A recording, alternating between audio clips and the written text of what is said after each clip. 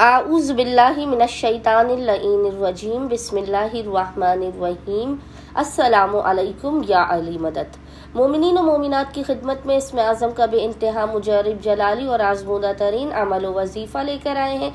इसमें आज़म के इस ख़ास तरीन ज़िक्र का विर्द वजीफ़ा मोमिनीन ने खुसूसी तौर पर 25 रबीउल अव्वल 25 रबीउल अव्वल के पूरे दिन में किसी भी वक्त कर लेना है। खुदावंद मुताल बहक़ मोहम्मद व आले मोहम्मद इस जिक्र के सदक़े में मोमिनीन की हाजात भी उन्हें अता कर देगा, उनकी मुश्किलात का खात्मा भी कर देगा, उन पे अपने रिज़्क़ हलाल और कसीर की बारिश भी कर देगा, लोगों के दरमियान उन्हें साहिब इज़्ज़त और सरफराज भी कर देगा। वो इसमें आज़म क्या है कि जिसकी आपने खुसूसी तौर पर 25 रबीउल अव्वल के पूरे दिन में किसी भी वक्त तिलावत कर लेनी है। अव्वल व आखिर 3 मरतबा दुरूद के दरमियान में 100 मरतबा एक तस्बीह 100 टाइम्स। वो इसमें आज़म है या हन्नानो या मन्नान, या हन्नानो या मन्नान।